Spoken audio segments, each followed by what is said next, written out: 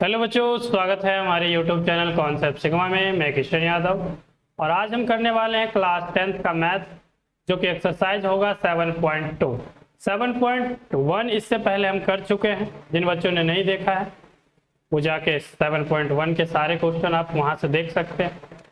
आज हम 7.2 में कुछ फॉर्मूले जानेंगे और इसके क्वेश्चन भी करेंगे। तो चलिए सबसे पहले फॉर्मूला जान लेते हैं कि फॉर्मूला क्या क्या है। फॉर्मूला आपके लिए जो ये फॉर्मूला दिख रहा है m1x2 plus m2x1 upon m1 plus m2 comma m1y2 plus m2y1 upon m1 plus m2, इस फॉर्मूले को कहते हैं विभाजन सूत्र। क्या कहते हैं? विभाजन सूत्र। ठीक है। अब ये जो विभाजन सूत्र है तो किस चीज को विभाजन करेंगे, ये भी बात उठता है। तो मान लेते हैं कि ये कोई लाइन है, ठीक है, और इसको हमें दो हिस्से में बांटना है। तो आधा आधा बांट सकते हैं। तो आधा आधा बांटेंगे तो एक हिस्सा ये एक पार्ट कहलाएगा, दूसरा हिस्सा ये एक पार्ट कहलाएगा। यानी कि इसको यदि हम अनुपात में लिखें तो 1:1 कह सकते हैं, क्योंकि दोनों हिस्सा बराबर है। लेकिन यही यदि लाइन हो और इसको हमें 3 हिस्सा में बांटना है, लेकिन देना दो ही लोगों को, 3 खंड करना है, 3 टुकड़ा करना है, लेकिन देना दो ही लोगों को है, तो कैसे देंगे? तो हो सकता है कि किसी एक व्यक्ति को 2 खंड दे दे, 2 हिस्सा दे दे, और किसी एक व्यक्ति को दूसरा हिस्सा दे दे। यानी कि पहले वाले व्यक्ति को आप ऐसे बांट सकते हो कि एक को चलो एक हिस्सा दे दो, यहां से यहां तक की लंबाई है वो दे दो, और दूसरे वाले व्यक्ति को यहां से यहां तक की लंबाई दे दो। ऐसे बांटोगे ना, यदि 3 खंड हो जाए तो तोड़ना नहीं है इसके अलावा। और तो पहले वाले खंड के लिए रेशियो 1, और इसको तो 2 खंड मिल रहा है तो इसके लिए रेशियो 2, 1:2। अब अगली बार कहेगा नहीं भाई मैं एक ही पार्ट क्यों लूं, मुझे 2 पार्ट दे दे। तो ये इस तरीके से भी बांटा जा सकता है कि पहले वाले को 2 पार्ट दे दो, यहां से यहां तक दे दो, और दूसरे वाले को ये हिस्सा दे दो, है ना? ऐसे बांटा जा सकता है। तो यानी कि पहले वाले के लिए रेशियो बना 2 पार्ट और दूसरे वाले के लिए बना 1 पार्ट, इस तरीके से। ठीक है। इसी का आंसर निकालने के लिए हम विभाजन सूत्र का प्रयोग करेंगे, जैसे कि क्वेश्चन में हम इसका इस्तेमाल करेंगे और आपको बेहतर तरीके से समझ में आएगा। इसके लिए ये फॉर्मूला तो ये विभाजन सूत्र है।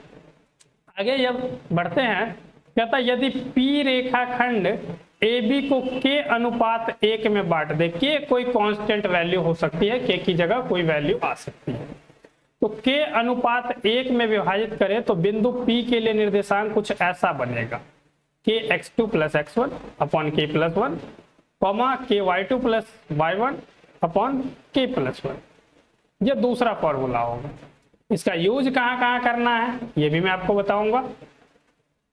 एक रेखाखंड मध्य बिंदु से 1:1 में विभाजित होती है। जब स्पेशल केस हो जाए, विशिष्ट स्थिति में जब 1:1 में ही बांटे तो उसके लिए फॉर्मूला ये बनता है। हालांकि ये जो है 1×x1 प्लस 1×x2, ये तो 1 से गुणा करने पे आंसर उतना ही आएगा।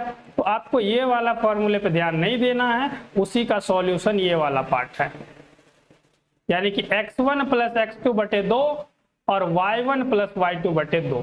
स्पेशल केस में जब किसी को 1:1 में बांटा जाए, यानी कि एक रेखाखंड है और इसको कह दिया गया कि आधा आधा बांट लो, तो 1:1 में बांटेगा। जब 1:1 में बांटेगा तब ये फॉर्मूला लगाएंगे। जब k:1 में बांटेगा, k की जगह कोई भी कांस्टेंट वैल्यू, तब ये फॉर्मूला लगाएंगे। और जब अनुपात अलग हो जाए तब ये फॉर्मूला लगाएंगे। क्लियर है? यदि इतना क्लियर है तो चलिए बढ़ते हैं अब क्वेश्चन की तरफ, और कोई डाउट है तो आप हमें कमेंट बॉक्स में कमेंट करके बताइए।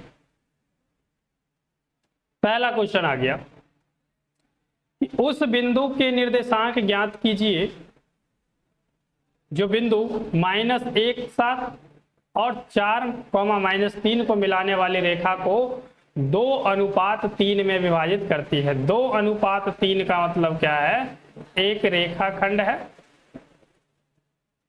और इसमें कुछ इस तरीके से डिवाइड हुआ है।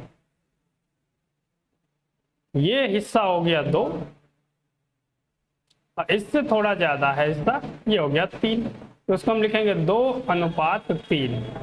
ठीक है, ये हो गया 2:3। अब जो अनुपात बना है, तो आपने फॉर्मूला में पीछे देखा था, वैल्यू थी m1 और m2, m1 और m2, यही अनुपात है, यानी कि इसको हम m1:m2 लिख सकते हैं। ठीक है, तो यहां से आपको वैल्यू मिलती है, m1 के बराबर मिलता है 2 और m2 के बराबर मिलता है 3। और आप तो जानते ही हैं कि पहले एक्सरसाइज में हमने इसको कहा था x1 y1 x2 y2।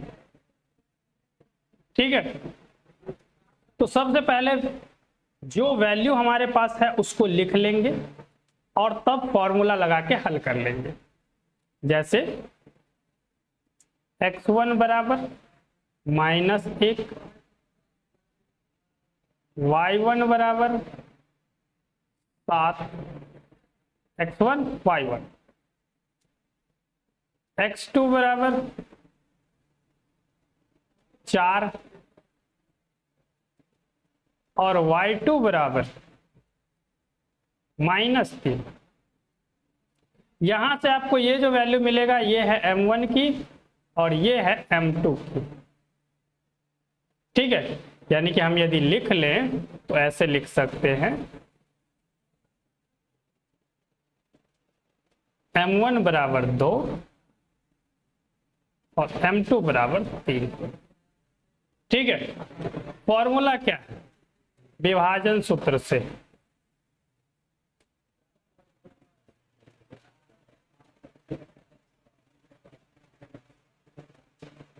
विभाजन सूत्र से, विभाजन सूत्र अभी आपको हमने दिखाया था कि m1x2 प्लस m2x1 बटे में m1 प्लस m2 और m1y2 प्लस m2y1 बटे में m1 plus m2।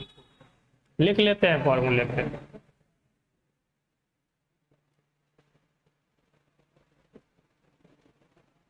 m1x2 plus में m2x1 बटे में m1 प्लस m2 कॉमा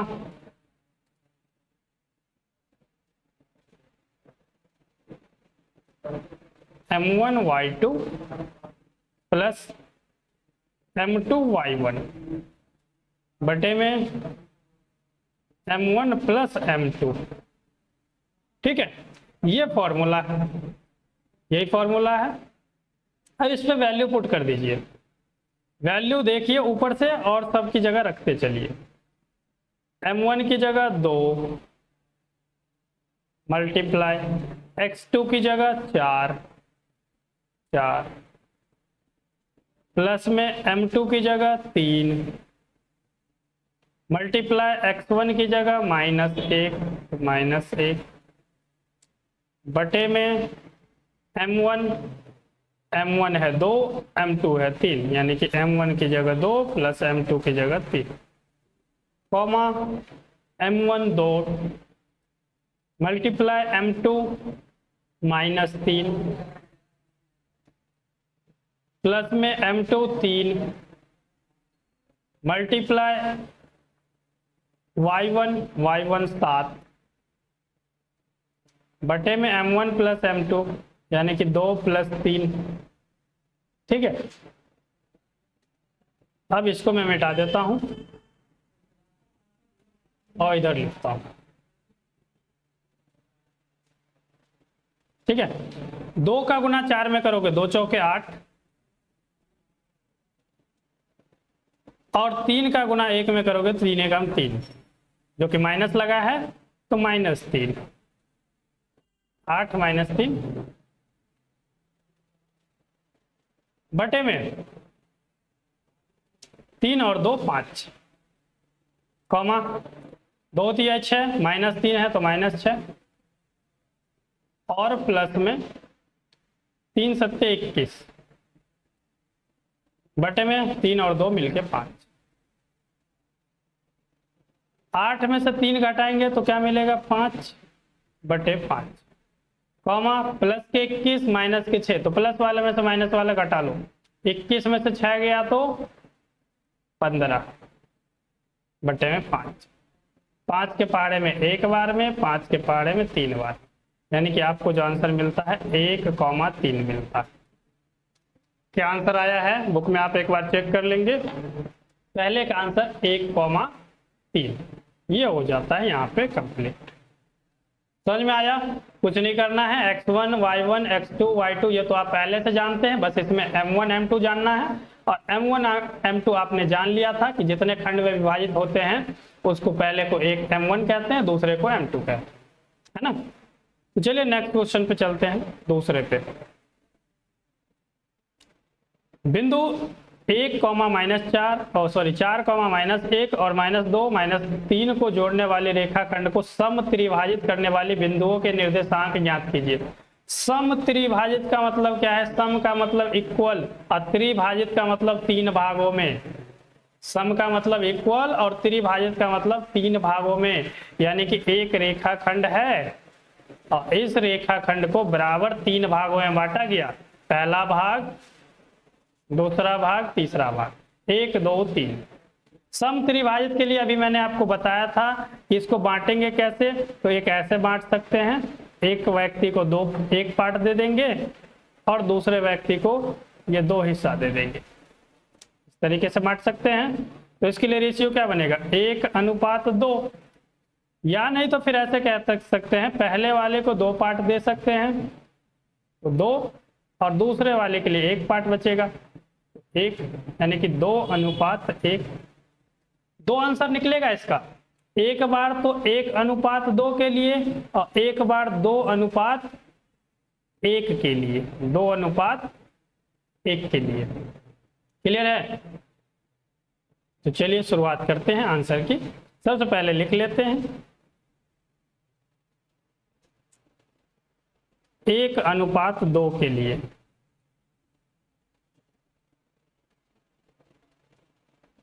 एक 1:2 के लिए क्या, यानी कि यहां से आपको मिलेगा m1 1, m2 2। x1 तो आप जानते ही है, x1 बराबर 4, y1 बराबर -1, x2 बराबर -2 और y2 बराबर -3। ध्यान देना, x1 4, y1 -1, x2 -2 और y2 -3। ठीक है। अब आपके पास फॉर्मूला है विभाजन सूत्र, लिख दीजिए। विभाजन सूत्र से, विभाजन सूत्र क्या कहता है? m1 x2 plus m2 x1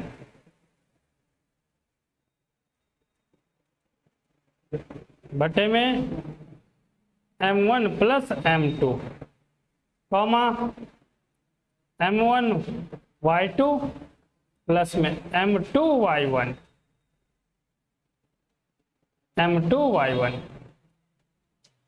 और बटे में m1 प्लस m2। ठीक है। वैल्यू पुट करिए जल्दी से। वैल्यू पुट करेंगे आप, m1 दिख रहा है आपको 1 गुणे में m2 x2 -2 प्लस में m2 2 मल्टीप्लाई x1 4 बटे में m1 प्लस m2, तो m1 1 m2 2, 1 plus 2, comma m1 1 गुणे में y2 -3 प्लस m2 2 गुणे में y1 माइनस 1 बटे में m1 1 प्लस में m2 2। ठीक है, आगे जब आप इसको सॉल्व करते हैं तो क्या आएगा, ध्यान से देखना।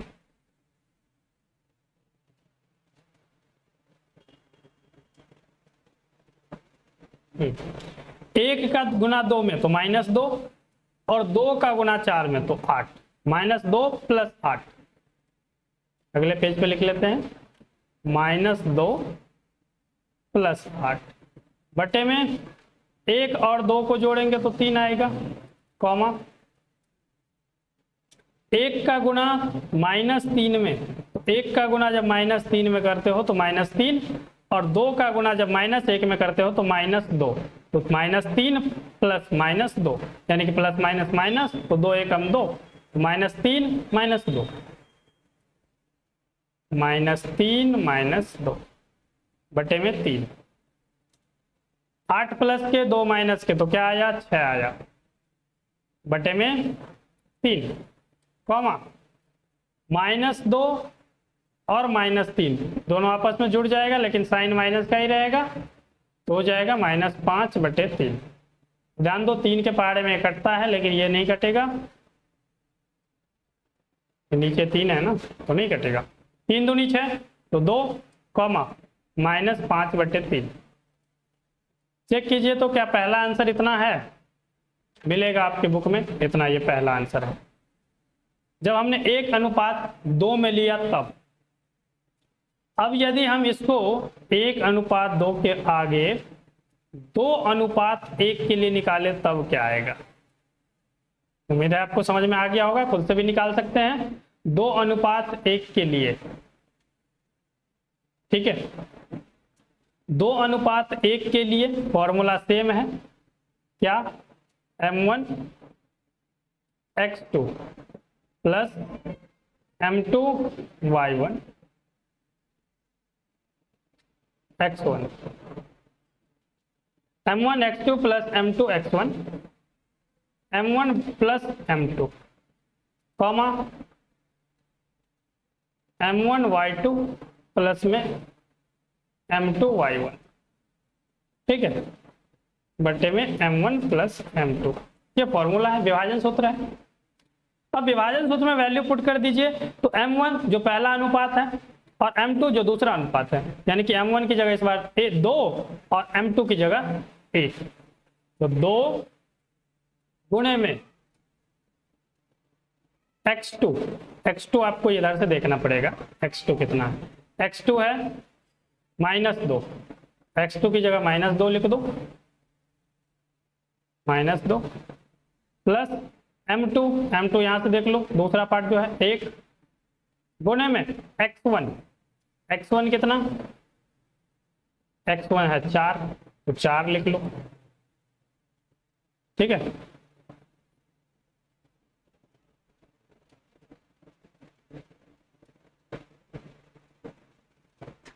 बटे में m1 प्लस m2 यानी कि 2 प्लस 1